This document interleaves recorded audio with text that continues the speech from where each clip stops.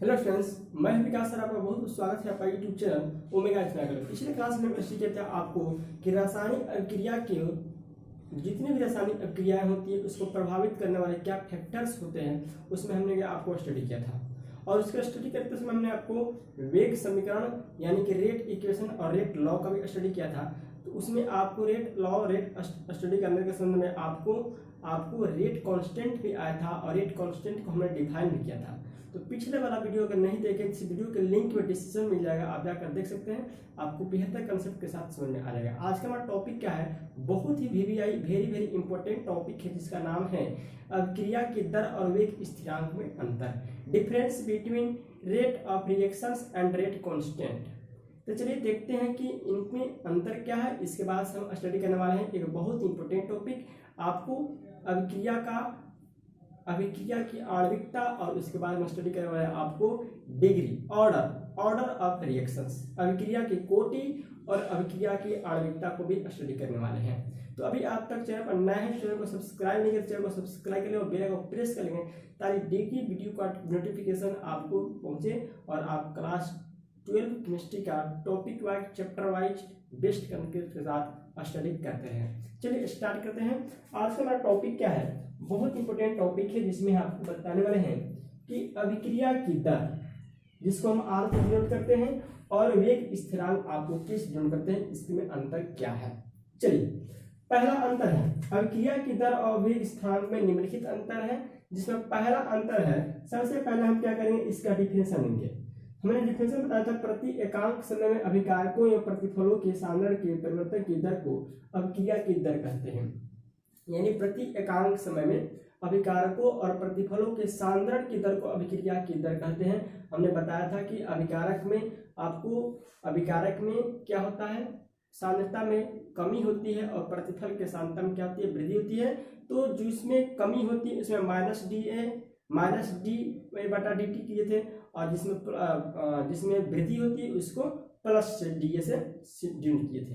Clear, आपने इसको देखा होगा, नहीं देखे होंगे तो वीडियो के प्लेलिस्ट में जाएंगे, रासायनिक बलगतिकी में आपको मिल जाएगा कि रासायनिक अभिक्रिया की दर क्या होती है।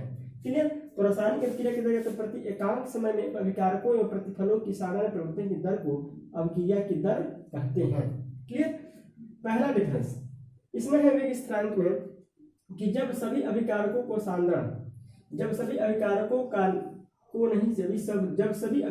सांद्रण इकाई हो तो अभिक्रिया का वेग जो है वेग स्थिरांक कहलाता है। हमने बताया था कि R बराबर क्या होता है, K इंटू ए के पावर, और यहाँ हो गया B।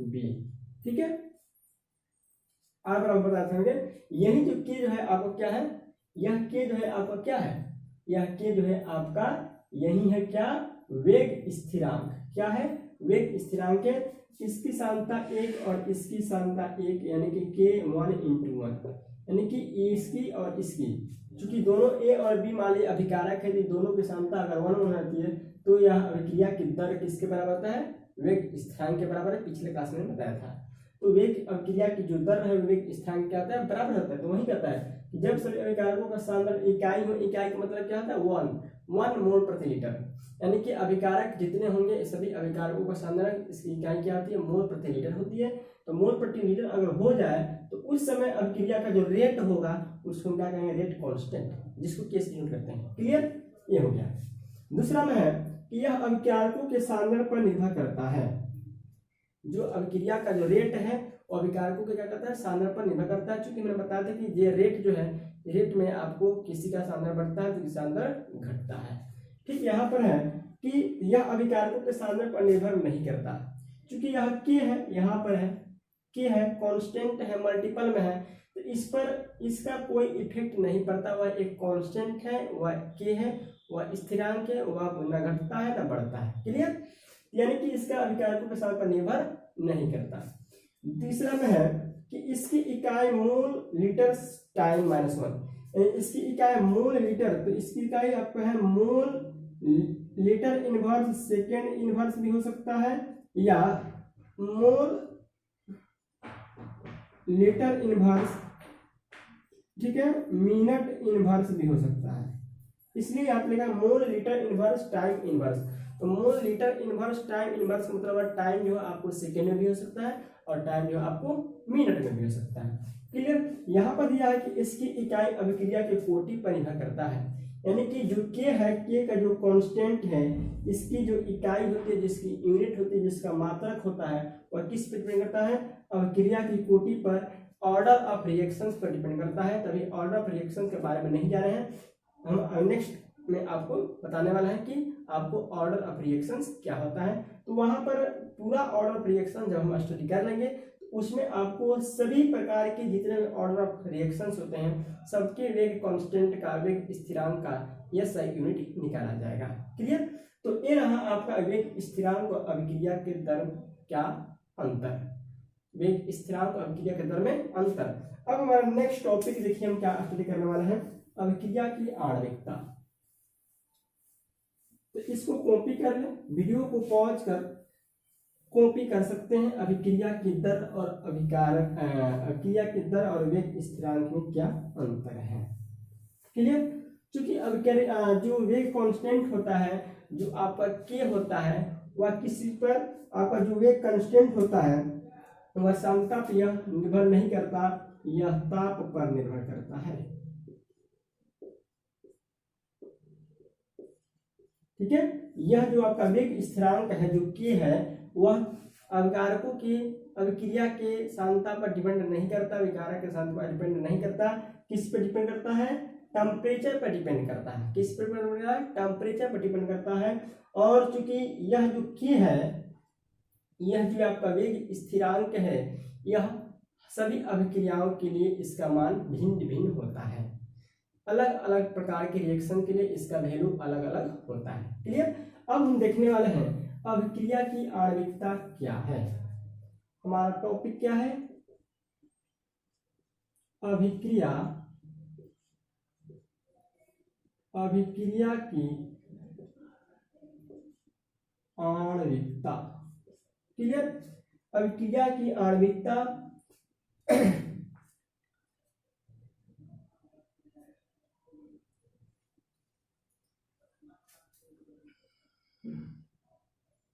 लिख भी सकते हैं, मोलिक्यूलर ऑफ रिएक्शन। ठीक है। आणविकता जैसे परमाणुकता होता है, एटॉमिसिटी होती है, तो इसका मोलरिसिटी भी हो सकता है, लेकिन यहाँ पर मोलिक्यूलर ऑफ रिएक्शन हम मानते हैं। क्लियर। तो ये हो गया अभिक्रिया की आणविकता। तो हम देखते हैं कि आणविकता क्या होती है।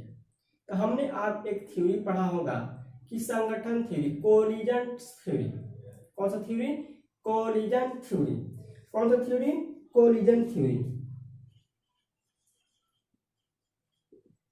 कोलिजन थ्योरी,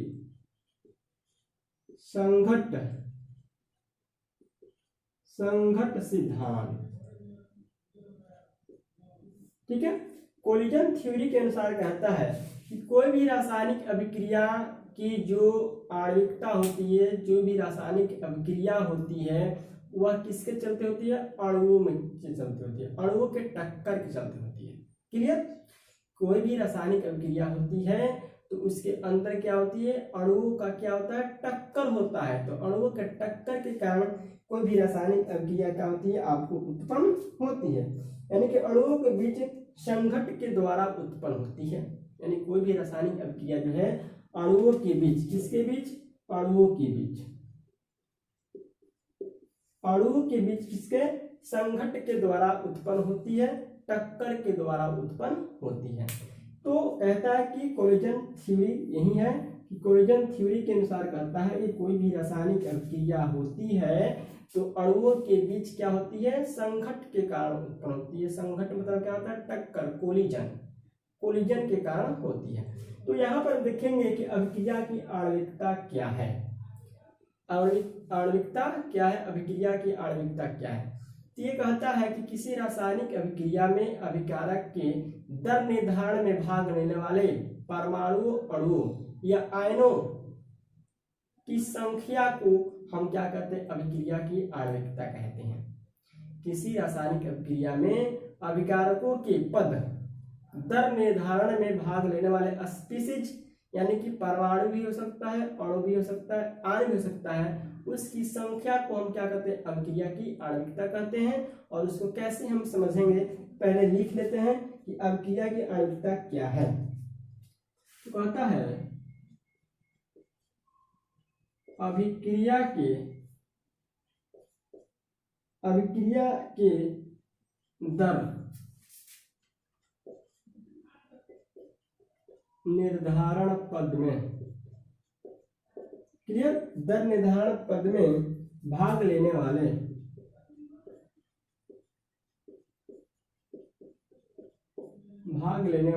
अभिकारक स्पीसीज। अब यहाँ पर ये परमाणु भी हो सकता है, अणु भी हो सकता है और आयन भी हो सकता है। भाग लेने वाला जो अभिकारक जो स्पीसीज होगा वह एटम भी हो सकता है, मॉलिक्यूल्स भी हो सकता है और आयन्स भी हो सकता है। तो इसके अभिकारक स्पीसीज को भाग लेने वाले जो क्या होगा, संख्या होगा, की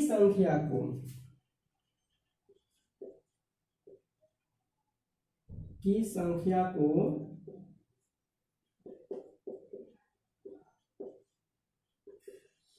अभिक्रिया की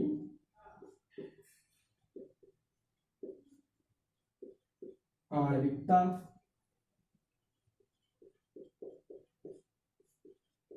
कहलाता है।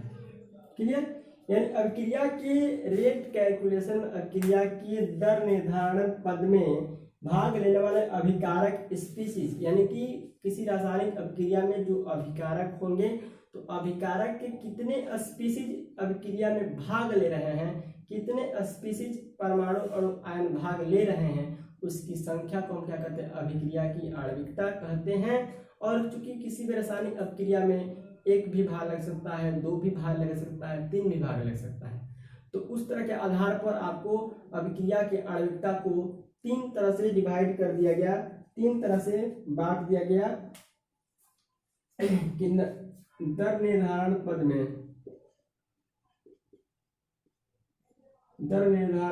में भाग लेने वाले कण जो है, परमाणु अणु जो आयन है, एक भी हो सकता है,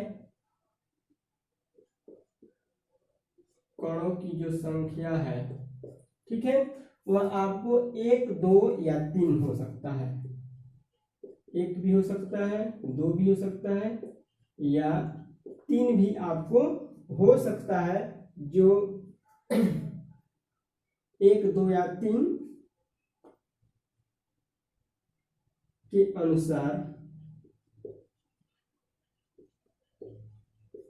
अनुसार कणों की संख्या अगर 1 हो, 2 हो, 3 हो, तो उसके अनुसार जो आपकी अभिक्रिया की आणविकता जो है,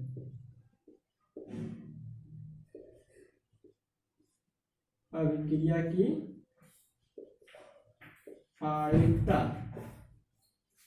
की आणविकता जो है, 1 हो सकती है, 2 भी हो सकती है और 3 भी हो सकती है,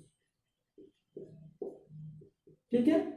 यानी कि दर निर्धारण पद में भाग लेने वाले जो पार्टिकल्स होंगे, जो एटम्स होंगे, जो मॉलिक्यूल्स होंगे, जो आयन्स होंगे, वो भाग लेने वाले आपको 1 भी हो सकता है, 2 भी हो सकता है, 3 हो सकता है। 1 हो जाएगा तो उसकी अभिक्रिया को आणविकता 1 होगी, अगर 2 भाग ले तो अभिक्रिया की आणविकता 2 होगी और 3 भाग ले तो अभिक्रिया की आणविकता 3 होगी। क्लियर, तो इस तरह हम कह सकते हैं कि इस तरह आपको 3 तरह के हो सकते हैं, जिसमें पहला है आपका एक आणविक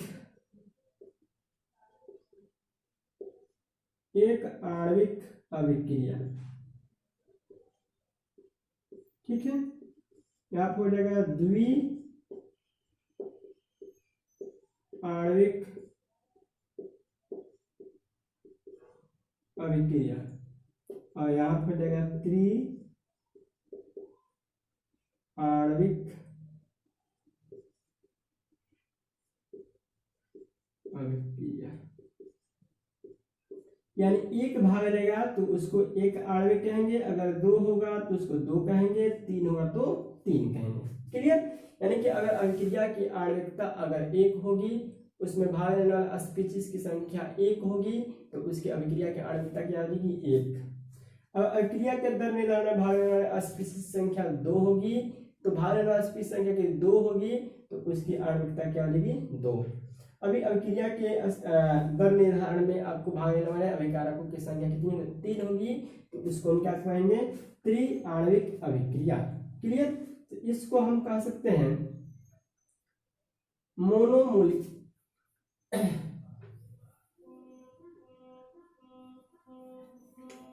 तो इसको हम क्या कह सकते हैं unimolecular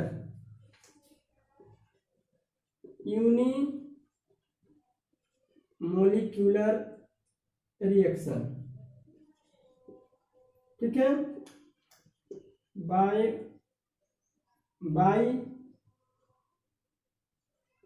molecular reaction, trimolecular reaction. Clear.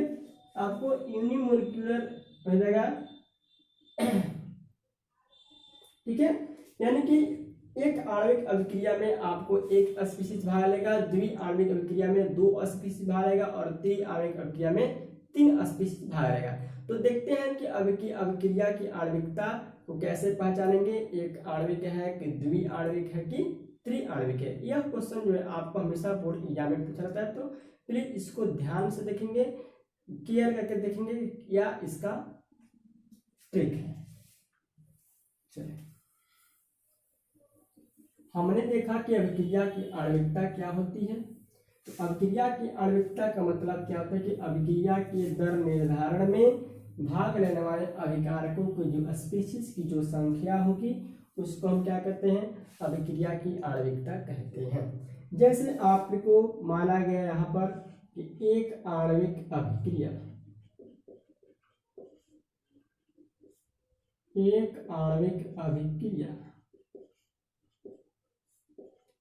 एक आणविक अभिक्रिया का मतलब हुआ यूनिमोलिक्यूलर रिएक्शंस का मतलब हुआ कि इस अभिक्रिया की आणविकता कितनी है 1 है।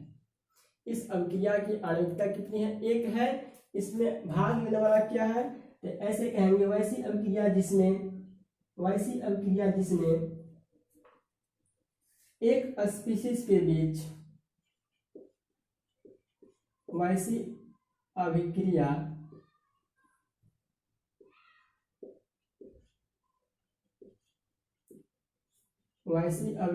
जिसमें एक स्पीशीज भाग लेता है,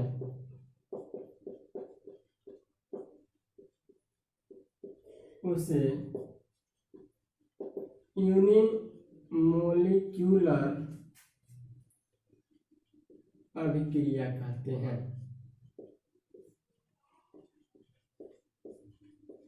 क्लियर। यानी कि वैसी अभिक्रिया जिसमें एक स्पीशीज यानी कि उसमें अभिकारक का एक अणु, अभिकारक कितने एक अणु ही क्या करेगा भाग लेगा, तो उसको क्या कहेंगे एक आणविक अभिक्रिया। इसका मतलब कि उसकी आणविकता क्या है 1 है। फॉर एग्जाम्पल में हम देखते हैं जैसे NH4NO2। क्लियर। NH4NO2 को तो N2+2H2, यही जो है अभिकारक के पद में भाग लिया है। इसका क्या है मात्र एक अणु ही है। ठीक है, क्योंकि NH4NO2 जो है आपका एक ही स्पीशीज है, यह स्पीशीज जो है अभिक्रिया में भाग लिया है, इसलिए इसकी आणविकता क्या हो जाएगी 1 होगी। इसलिए इसकी आणविकता क्या हो जाएगी 1 होगी। क्लियर। क्योंकि इस रासायनिक अभिक्रिया में भाग लेने वाला स्पीशीज क्या है एक ही है, इसका एक ही अणु है, इसलिए इसकी आणविकता क्या हो जाएगी 1 होगी। यानी कि वैसी रासायनिक अभिक्रिया जिसमें आपको भाग लेने वाला स्पीशीज की संख्या क्या हो 1 हो, उसको क्या कहेंगे हम एक आणविक अभिक्रिया, यूनिमोलिक्यूलर अभिक्रिया। और यूनिमोलिक्यूलर अभिक्रिया की आणविकता क्या होती है 1 होती है। क्या होती है 1 होती है। क्लियर।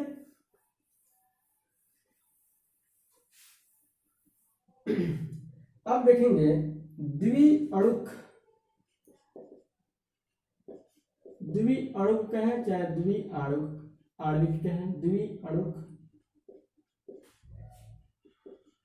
अभिक्रिया बाई मोलिक्यूलर रिएक्शन। क्लियर?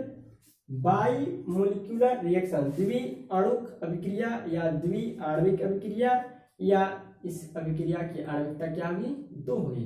तो कहेंगे वैसी रासायनिक अभिक्रिया चाहे वैसी अभिक्रिया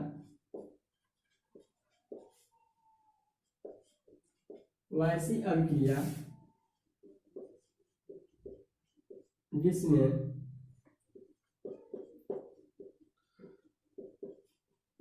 दो स्पीशीज के बीच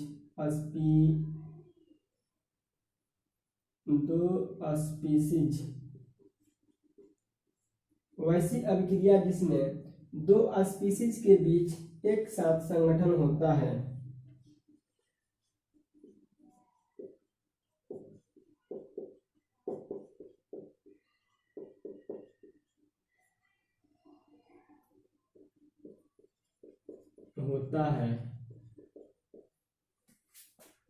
उसे द्वि अणुक अभिक्रिया कहते हैं। यानी कि वैसी रासायनिक अभिक्रिया जिसमें दो स्पीशीज भाग ले रहे हैं, ठीक है।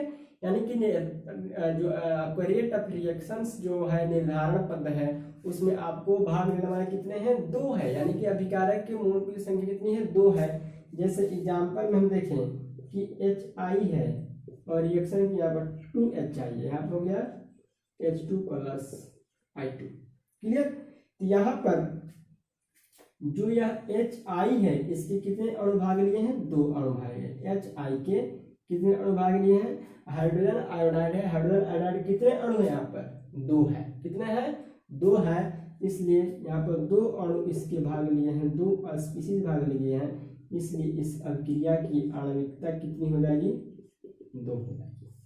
क्लियर? इसलिए इस अभिक्रिया की आणविकता कितनी हो जाएगी? 2 होगी। क्लियर? तो ये रहा आपका द्वि अणुक अभिक्रिया, और इस अभिक्रिया की आणविकता कितनी होगी? 2 होगी।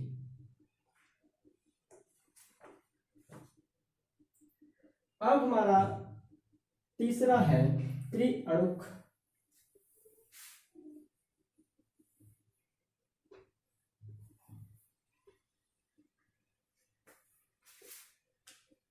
तीसरा में है त्रिअणुक अभिक्रिया,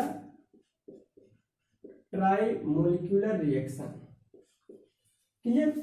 त्रिअणुक अभिक्रिया, इसमें क्या जाएगा? वैसी रासायनिक अभिक्रिया जिसमें एक साथ 3 अणुओं के साथ संगठन होती है उसे ट्री मोलिक्यूलर रिएक्शंस करते हैं। लेकिन तीन अणुओं के बीच संगठन होना क्या होता है? दुर्लभ होता है, जल्दी होता नहीं है।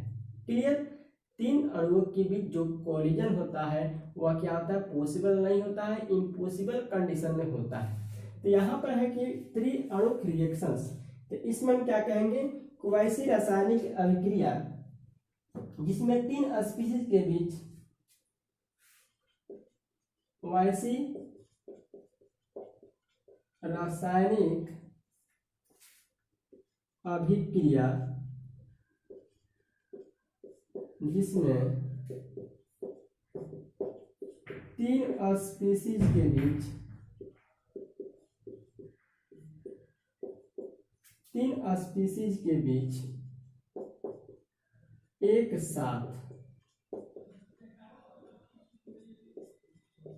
साथ टक्कर होती है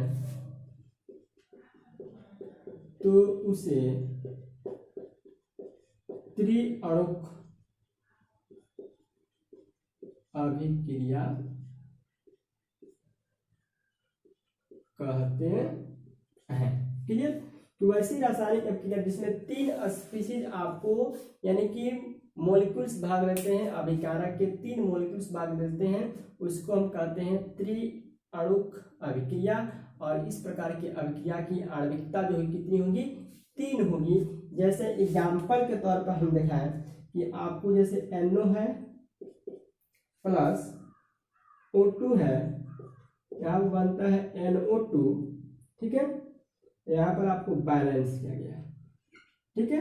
यहाँ पर NO का कितना मोलिक्यूल 2 और O2 का मोलिक्यूल यहाँ पर क्या है 1, तो 2 + 1 कितना हो गया 3, क्लियर।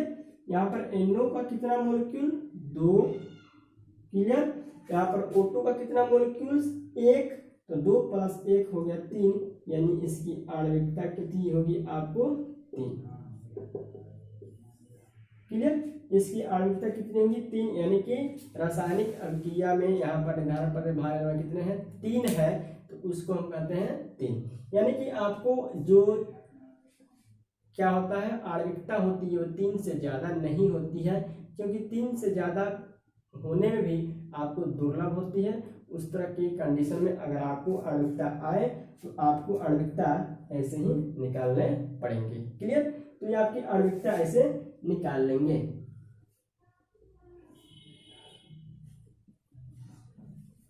ठीक है। अगर फॉर एग्जाम्पल के तौर पर अगर हम इसको लें,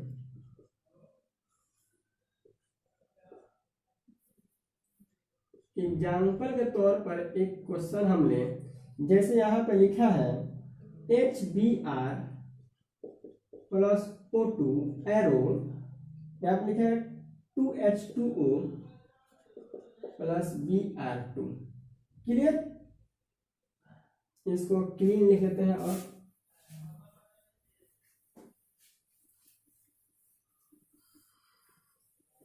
यानी कि हमने देखा कि अभिक्रिया की आणविकता 3 तक ही होती है, तो उसको हम एग्जाम्पल पे समझने वाले हैं कि HBr और O2 है, तो यहाँ पर रिएक्शंस में आपको बना H2O + 2Br2, क्लियर।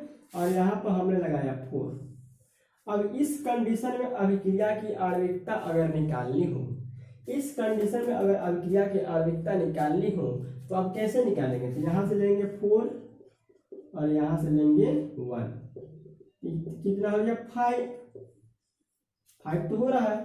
तो अभिक्रिया की आणविकता इस कंडीशन में यहाँ पर क्या हो रहा है 5 हो रहा है, लेकिन इसकी अभिक्रिया की आणविकता 5 नहीं होती, आपकी अभिक्रिया की आणविकता 3 तक होती है। तो इस तरह के अभिक्रिया को हम क्या कहते हैं, जटिल अभिक्रिया कहते हैं। क्या कहते हैं, जटिल अभिक्रिया कहते हैं, क्योंकि अभिक्रिया की जो आणविकता होती है वह मात्र 3 तक ही होती है। 3 तक भी आपको दुर्लभ कंडीशन में संगठन होता है, कोलिजन होता है अणुओं के बीच, क्लियर। तो आपने समझा कि अभिक्रिया की आणविकता क्या है, अभिक्रिया की आणविकता कहाँ तक हो सकती है, ज्यादा से ज्यादा आपको 3 तक हो सकती है। अभिक्रिया की आणविकता ज्यादा से ज्यादा कहाँ तक हो सकती है, 3 तक हो सकती है। चलिए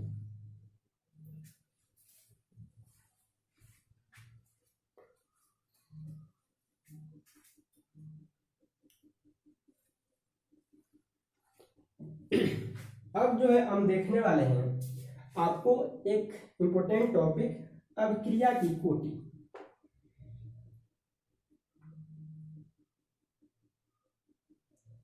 न्यू टॉपिक, अभिक्रिया की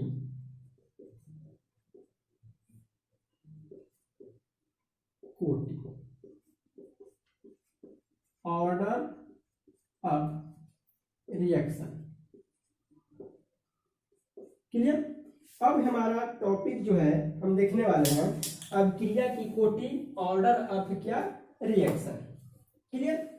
तो हमने देखा कि यह जो अभिक्रिया की जो कोटि होती है इसको अब हम डिफाइन करने वाले हैं, और इस पर न्यूमेरिकल बहुत से आते हैं, ऑब्जेक्टिव टाइप के क्वेश्चन बहुत से आते हैं आपको बोर्ड एग्जाम में, कि आपको एक दर दिया जाता है, रेट दिया जाता है, और रेट देकर पूछा जाता है कि बताएं कि इस अभिक्रिया की डिग्री क्या होगी, ऑर्डर क्या होगी, डिग्री नहीं ऑर्डर क्या होगी, कोटि क्या होगी।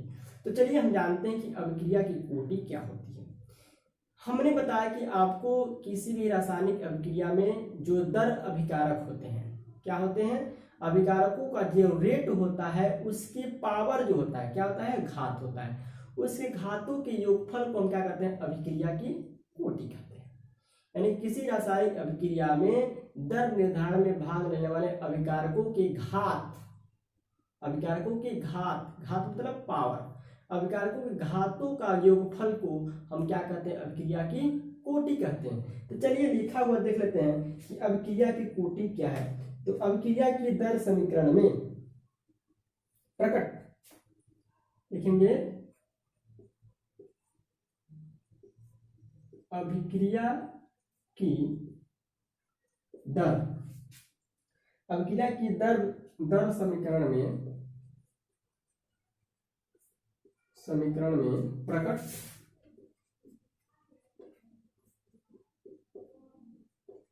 सांद्रता, यानी कि अभिक्रिया का जो रेट है वो हमेशा आपको रेट दिया रहेगा, अभिक्रिया का रेट आपको दिया रहेगा, रेट इक्वेशन दिया रहेगा। उस रेट इक्वेशन में आपको अभिकारकों के घात, अभिकारकों की क्या घात, रिएक्टेंट से क्या पावर को, यानी कि सांद्रता पदों की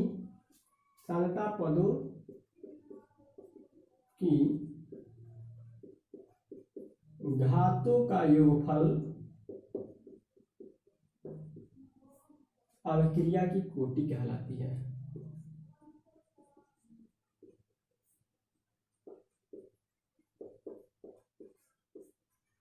अभिक्रिया की कोटि कहलाती है। क्लियर?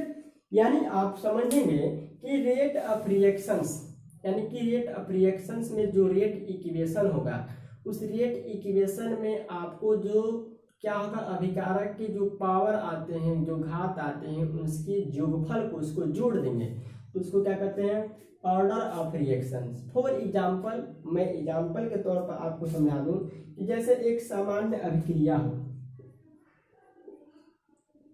एक सामान्य अभिक्रिया आपके पास हो,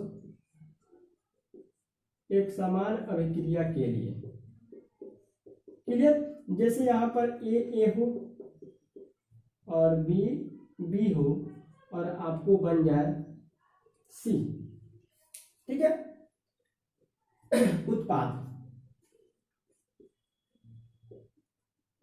क्लियर? एक समान रिएक्शंस है जिसमें आपको दोनों क्या है, अभिकारक है, और ए और बी क्या है, आपको स्टोइकोमेट्रिक गुणक है।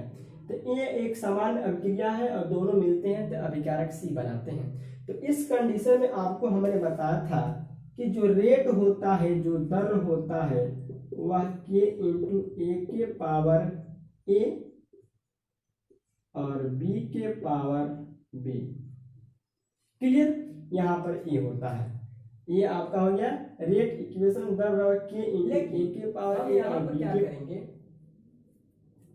यहाँ पर कोई भी पावर आ सकता है, इसको हम m मान लें, इसको क्या मान लें, m मान लें, यानी a के पावर m, b के पावर n आपको दिया रहेगा एक समय। तो जहां k बराबर आपका क्या है, वेग स्थिरांक, ठीक है, a बराबर अभिकारक ए की सांद्रता,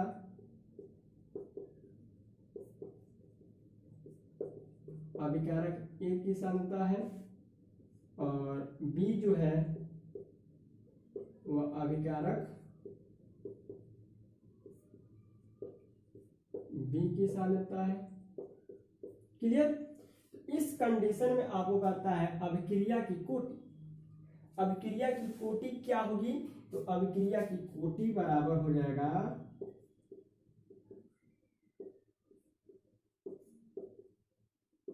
अभिक्रिया की कोटि बराबर हो जाएगा m प्लस n, क्लियर?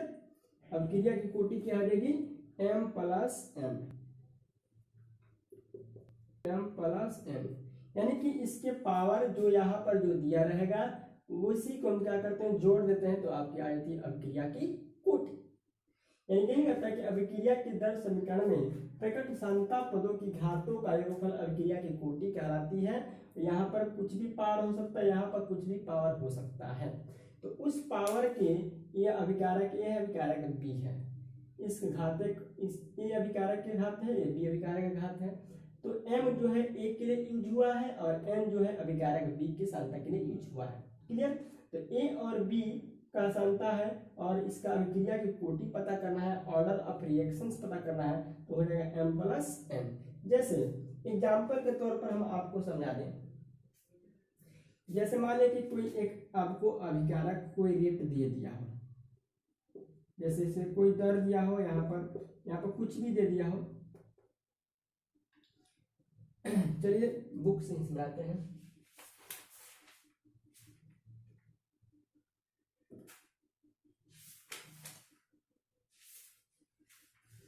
जैसे यहाँ पे एक रेट दिया हो दर, और यहाँ पर दिया हो a के पावर 1/2 और b के पावर आपको 1/2 दे दिया हो। क्लियर? एक क्वेश्चन है, ये आपको रेट इक्वेशन दिया है, दर बराबर के a के पावर 1/2 और b इंटू 1/2। तो यह अभिक्रिया की कोटि निकालना है, तो अभिक्रिया की कोटि क्या होगी? कोटि क्या होगी? इन दोनों को जोड़ देंगे तो हो जाएगा 1/2 प्लस 1/2, तो हो जाएगा 2/2 1। क्लियर? 1 हो जाएगी। तो ये हो गया आपकी अभिक्रिया की कोटि कैसे पता किया जाता है। तो यह अभिकारक की जो ऊपर पावर है, सांता के पदों का जो पावर है, इसको जोड़ देंगे, वही आपकी अभिक्रिया की कोटि कहलाती है। अब चूंकि अभिक्रिया की कोटि आपको कई प्रकार की होती है, शून्य प्रकार की कोटि की अभिक्रिया, प्रथम कोटि की अभिक्रिया, तो इस तरह के यानी कि टाइप्स ऑफ जो ऑर्डर है, ऑर्डर ऑफ रिएक्शंस का जो टाइप्स है वो नेक्स्ट क्लास में लेके आएंगे और टोटल का आपको डिफाइन करके एग्जाम्पल के साथ एक्सप्लेन किया जाएगा। तो अगर आप चैनल पर नए हैं तो चैनल को सब्सक्राइब करेंगे और बेल आइकन को प्रेस करेंगे ताकि डेली वीडियो का नोटिफिकेशन आपके मोबाइल पर ऐसे जाता है और आप घर बैठे क्लास 12 केमिस्ट्री का chapter wise topic wise best concept के साथ स्टडी करते हैं। थैंक्स, मैं वाचिंग यू। फिर मिलते हैं नेक्स्ट क्लास में। और एक इम्पोर्टेंट नोटिस, आप जरूर अपने फ्रेंड्स में और दोस्तों में जरूर इस वीडियो को शेयर करें।